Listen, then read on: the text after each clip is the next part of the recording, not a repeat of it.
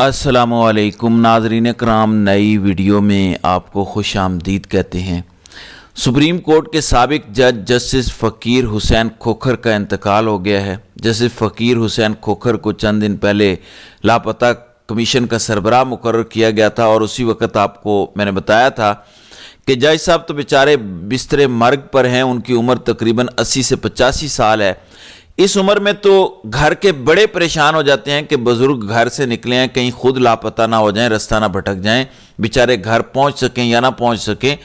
तो जस्टिस फ़कीर हुसैन खोखर जो पाकिस्तान में इंतहाई अहम मसला लापता अफराद का था, वो उनको कैसे ढूंढेंगे। और आज उन जज साहब के हवाले से खबर आ चुकी है कि उनका इंतकाल हो गया है। तो ये सिस्टम है, यानी छोड़ दें जस्टिस फ़कीर साहब को, उन बेचारों का क्या कसूर है। वो तो बिस्तरे मर्ग पर थे, डेथ बेड पर थे, आज उनका इंतकाल हो गया। अल्लाह ताला उनके दर्जात बुलंद करे।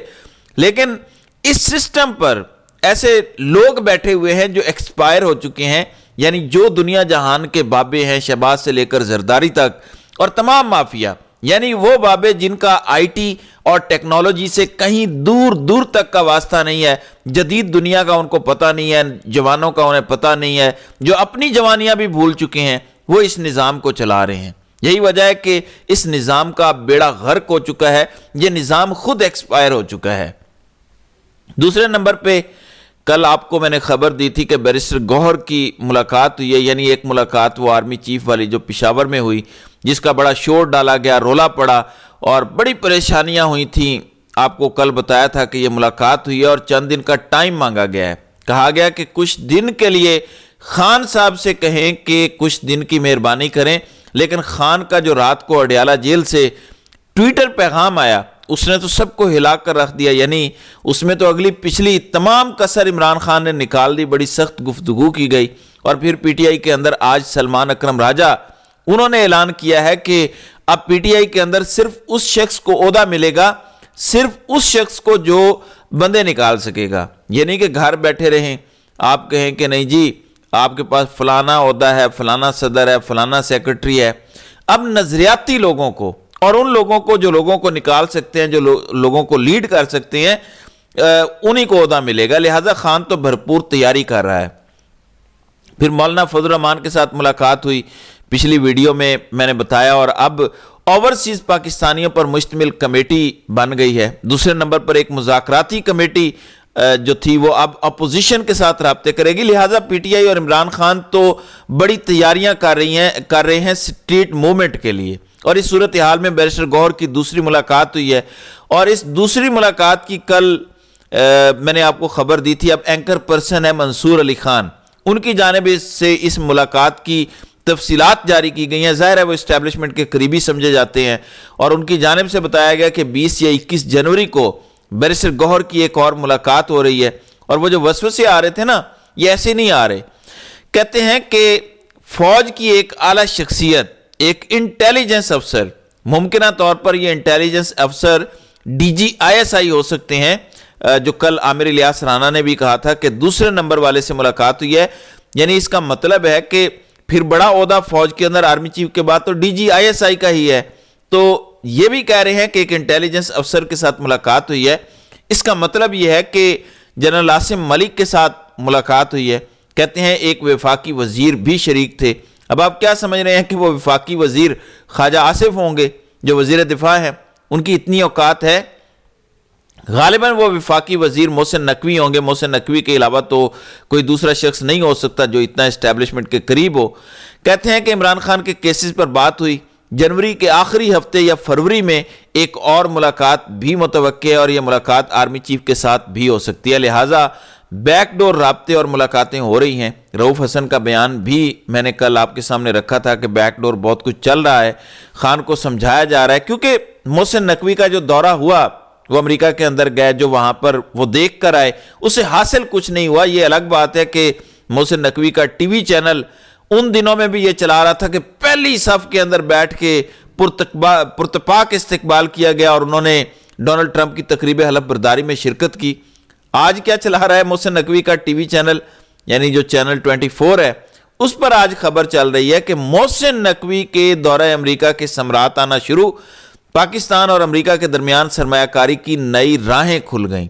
پاکستان اور امریکہ کے درمیان سرمایہ کاری کے مختلف معاہدوں پر دستخط ٹرمپ فیملی کے قریبی بزنس پارٹنر کے، ٹرمپ فیملی کا بندہ نہیں، ٹرمپ فیملی کا قریبی بزنس پارٹنر، ذرا جوڑ دیکھیں، کدھر سے گھما کر لے آئے ہیں، دور کا چاچا اور اس کا بزنس پارٹنر دور کا۔ کہتے ہیں کہ قریبی بزنس پارٹنر کی قیادت میں امریکی وفد اسلام آباد پہنچا۔ تو یہ محسن نقوی کے سمراٹ ہیں۔ بہرحال سسٹم کو پتہ ہے کہ محسن نقوی کا دورہ کیسا تھا۔ پھر سپریم کورٹ کے اندر آج بھی وہ جو سویلینز کا فوجی ٹرائل کے خلاف سماعت جاری ہے، اور خواجہ حارث آج بھی دلائل دے رہے ہیں۔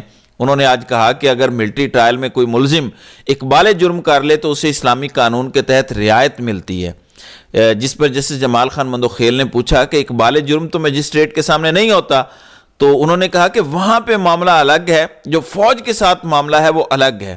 اب یہ جو معاملہ چل رہا تھا، خواجہ حارث دلائل دے رہے تھے اور دلائل میں وہ بار بار ناکام ہو رہے تھے، تو پھر جو ہے وہ انٹرپٹ کیا جسٹس نعیم اختر افغان نے۔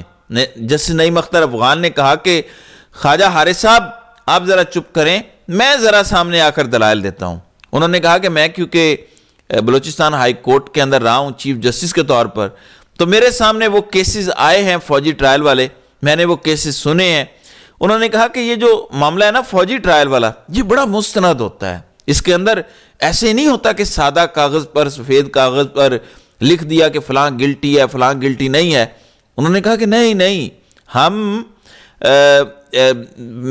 ہم نے فوجی عدالتوں والے کیسز کی اپیلیں سنی ہیں، وہ تو بڑا منظم، شفاف، مستند نظام ہوتا ہے، پورا ملزم کا ریکارڈ فراہم کیا جاتا ہے، A to Z چیزیں ہوتی ہیں، مکمل بریفنگ دی جاتی ہے، ثبوت ہوتے ہیں، فیئر ٹرائل ہوتا ہے۔ وہ تو چھوڑ ہی دیں، اس کے سامنے تو سپریم کورٹ بھی فیل ہے، پورا نظام انصاف فیل ہے، کیا کہنے ہیں۔ یعنی یہ اب حالت ہو گئی ہے کہ وکیل کے پاس بات کرنے کے لیے الفاظ نہیں ہیں، وہ ادھر کی ادھر مارتے ہیں، ادھر کی ادھر مارتے ہیں، لیکن جج صاحب آ کے فوجی عدالتوں کا دفاع کرنا شروع کر دیتے ہیں۔ وہ فوجی عدالتیں جو سزا بھی سنا چکی ہیں مہینہ پہلے، اور سپریم کورٹ کے اندر ابھی تک یہ فیصلہ نہیں ہو پا رہا کہ وہ سزا سنا سکتی تھی یا نہیں سکتی تھی۔ یہ فیصلہ ہو رہا ہے کہ ٹرائل ہونا چاہیے یا نہیں ہونا چاہیے، تو یہ ٹوٹل سپریم کورٹ کی اوقات رہ گئی ہے۔ پھر آج ایک اور بڑا اہم کیس تھا، یعنی جو ڈی چوک پر 26 نومبر کو گولیاں چلیں، تو اس کے خلاف پی ٹی آئی نے کمپلینٹ جمع کرائی ہوئی تھی، پرائیویٹ استغاثہ ہوتا ہے۔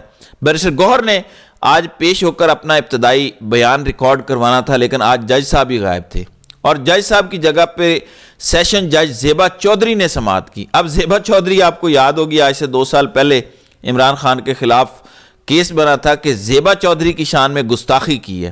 وہ شہباز گیل والا جب معاملہ ہوا تھا تو عمران خان نے کہا تھا کہ زیبا ہم تمہیں دیکھ لیں گے، ہم تمہارے خلاف کارروائی کریں گے، اور پھر وہ ہائی کورٹ کے اندر معاملہ گیا جسٹس اطہر من اللہ کے پاس، اور پھر معافی تلافی ہوئی، اور ابھی تک میرے خیال سے وہ کیس چل رہا ہے۔ تو زیبا چودھری نے کوئی ریلیو نہیں دیا، بلکہ انہوں نے سماعت ہی نہیں کی، اور 20 فروری تک کیس اب جو ہے ملتوی کر دیا گیا ہے۔ کہتی ہیں کہ میرا عارضی چارج ہے، میں کیس نہیں سن سکتی، 2 ہفتے کا انتظار کریں، اگر میں یہاں ہوئی تو سن لوں گی۔ یعنی 2 ہفتے کی انہوں نے ڈیٹ دے دی ہے، اور کہا ہے کہ 2 ہفتے دیکھ لیتے ہیں، 2 ہفتے بعد یہ جو گولیاں چلی ہیں نا، جو اسلام آباد کے اندر معاملہ ہوا ہے، یہ کوئی اتنا اہم کیس تو ہے نہیں کہ اس کو اتنی لفٹ کرائی جائے، تو 2 ہفتے بعد دیکھا جائے گا کہ کیا ہوتا ہے کیا نہیں ہوتا۔ تو یہ اس وقت معاملات ہیں۔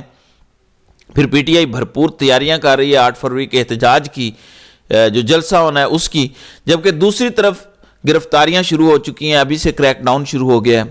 ڈاکٹر زرتاج گل آج انہوں نے میڈیا سے گفتگو کی، کہتی ہیں کہ 8 فروری کو ہم جو یوم سیاہ منانے جا رہے ہیں، لیکن آج سے ہی ہمارے پنجاب کے گھروں میں چھاپے شروع ہو گئے ہیں، اس ماحول میں مذاکرات کا کوئی فائدہ نہیں ہے۔ لہٰذا ایک طرف پی ٹی آئی نے جیسے ہی سڑکوں پر نکل کر دوبارہ جو ہے وہ ماحول گرم کرنا شروع کیا ہے، تیاری پکڑی ہے، دوسری طرف کریک ڈاؤن، ظلم و جبر، گھروں پہ چھاپوں کا سلسلہ دوبارہ شروع ہو چکا ہے۔ تو یہ ان لوگوں کا حقیقی چہرہ ہے، جمہوریت کے نام پر یہ کس طرح کا رول پلے کر رہے ہیں، وہ سب کے سامنے ہے۔ تو ناظرین کرام، آپ کی اس ویڈیو کے حوالے سے کیا رائے ہے؟